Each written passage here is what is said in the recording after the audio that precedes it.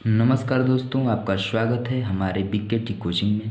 आज हम C TET, UP TET, H TET जैसे परीक्षाओं में पूछे जाने वाले अधिगम अक्षमता के बारे में अध्ययन करेंगे, जो कि बहुत ही आसान भाषा में कुछ ट्रिक्स के द्वारा जैसे माइंड में रखा जा सके इन वर्ड को।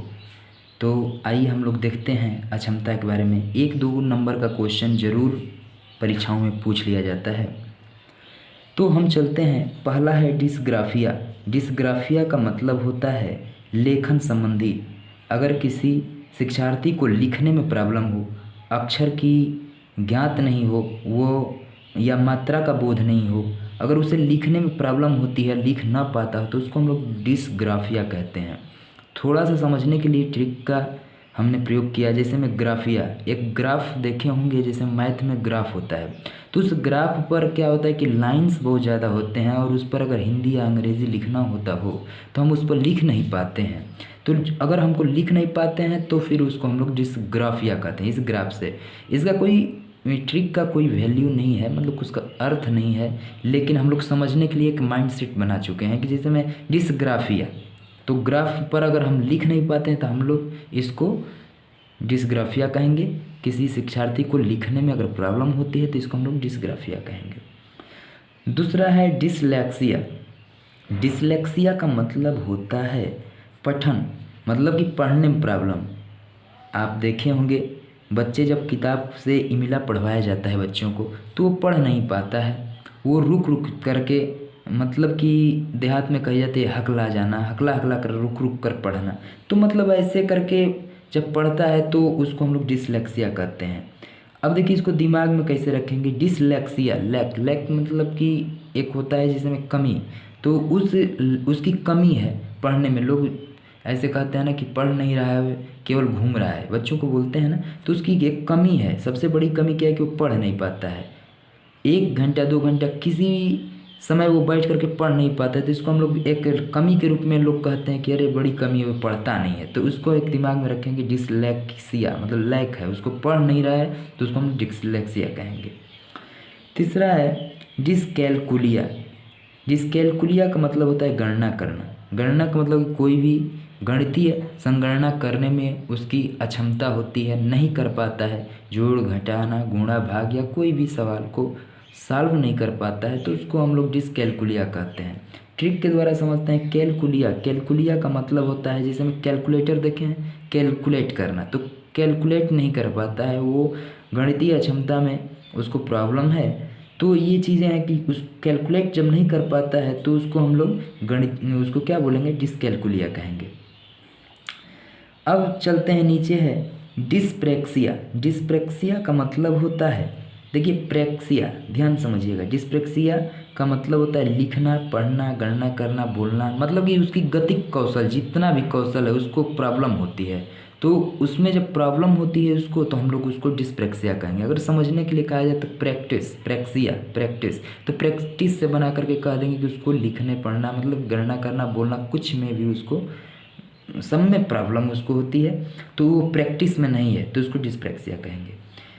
नीचे डिस्थीमिया। डिस्थीमिया का मतलब है कि गंभीर तनाव की अवस्था है। एक शिक्षार्थी है या बालक है, कोई भी है, तो अगर बिल्कुल वो हमेशा तनाव में रहता है, कुछ ना कुछ उसके दिमाग में चलता रहता है, तो उसको हम लोग गंभीर तनाव की अवस्था में रहता है, तो उसको हम लोग डिस्थीमिया कहते हैं।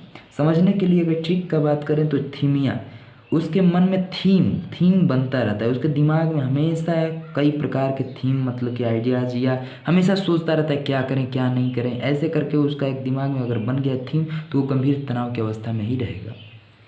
नीचे है डिसमॉर्फिया। डिसमॉर्फिया का मतलब होता है अपने आप को सुंदर, लंबा, ताकतवर समझना। अगर कोई बालक है, अपने आप को, एक अवस्था ऐसी होती भी है कि जब वो अवस्था में पहुंचता है तो अपने आप को सुंदर समझता है, सबसे लंबा समझता है, ताकतवर समझता है, तो उसकी एक भ्रम हो जाती है, एक भ्रम की अवस्था भी कही जाती है कि भ्रम वाली अवस्था है। तो उसको जब भ्रम वाली स्थिति जब होती है तो उसको हम लोग क्या बोलते हैं कि डिसमॉर्फिया बोलते हैं। मॉर्फिया, अगर इसको समझा दे ट्रिक के द्वारा तो मॉर्फिया मतलब माफिया, अपने आप को माफिया, डॉन समझता है। और डॉन कब समझेगा, जब अपने आप को सबसे सुंदर दिखेगा, लंबा, ताकतवर समझेगा। तो ऐसे करके हम लोग डिसमॉर्फिया कह सकते हैं। नीचे है नीचे है अफेजिया। अफेजिया का मतलब होता है भाषा संप्रेषण में कठिनाई, मतलब कि बोलने में कठिनाई, किसी से बातचीत नहीं कर पाता है, बोलने में बोल नहीं पाता है किसे, तो उसको अफेजिया का प्रॉब्लम है। तो इसको दिमाग में हमेशा रखेंगे, फेजिया। अफेजिया एक ऐसा वर्ड है जो कि अ आ रहा है और फेजिया, तो ऐसे करके इसको दिमाग में रखेंगे, याद रखेंगे कि भाषा संप्रेषण में वो कन्वर्सेशन में प्रॉब्लम है उसको, तो ऐसे करने से हमको अफेजिया इसको माना जाएगा। अब है नीचे डिस्फेजिया।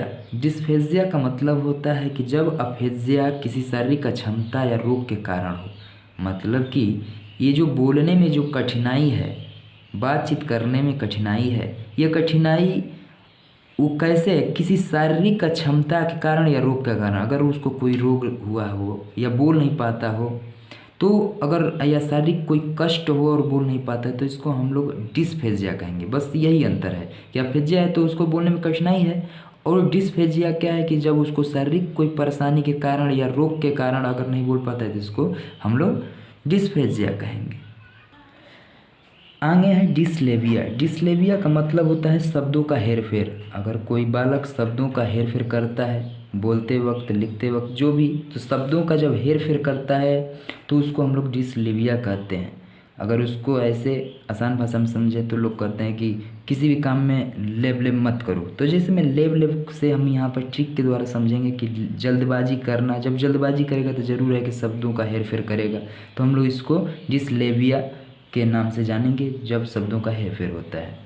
नीचे है डिस्प्रेक्सिया। डिस्प्रेक्सिया हम लोग पढ़े हुए हैं पीछे कि जैसे में लिखना, पढ़ना, बोलना और क्या था उसमें गणना करना, जो कि गतिक कौशल में आता है।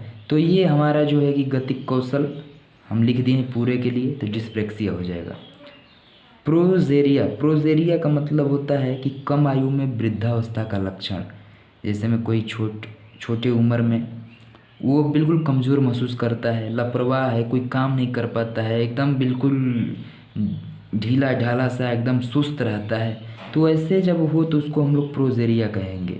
समझने के लिए जेरिया थोड़ा समझिएगा कि जेरिया का मतलब, जिसे में हम इसको दिमाग में रखने के लिए हमने बनाया है कि जेरिया जैसे में एक पेड़ का जैसे जड़ होता है, तो जड़ देख कर ही पता चल जाता है कि ये पेड़ जो है कि बहुत ही पुराना है या फिर नया है। तो जड़ के अनुसार जब हम पता लगा लेते हैं तो प्रोजेरिया, ये इसको दिमाग में रखेंगे तो वो लग जाएगा कि ये पेड़ जो है बहुत ही पुराना है। तो पुराने की अवस्था जब जैसे लक्षण पता चले तो उसको हम लोग कह सकते हैं कि कम आयु में वृद्धावस्था का लक्षण जब दिखाई दे तो उसको प्रोजेरिया कहते हैं। एक होता है बुलिमिया। बुलिमिया होता है कि भोजन ग्रहण करने की प्रवृत्ति होती है। एक बालक है कि उसका लिमिटेशन नहीं है, दिन भर में कई बार भोजन मांग मांग करके अपना खाता जाएगा, उसका कुछ ये लिमिटेशन नहीं है, अगर ज़्यादा है तब भी खाता चला जाएगा, उसका ये नहीं है कि बस इतना खाना है तो इतना खाना है, उसका कोई लिमिटेशन का पता नहीं चलता है, तो उसको हम लोग बुलिमिया कहते हैं। ये एक अक्षमता ही है।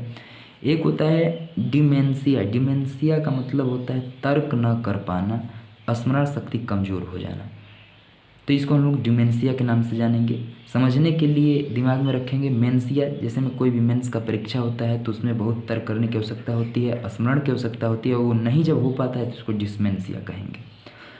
सूक्ष्म गतिक कौशल हमेशा एक, ये तो क्वेश्चन बार बार आया हुआ है, तो सूक्ष्म गतिक कौशल जो होता है ये लिखने के लिए पूछा जाता है खास तौर से कि सूक्ष्म गतिक कौशल किस नाम से जानते हैं, ये लिखने के लिए, क्षमता के लिए है।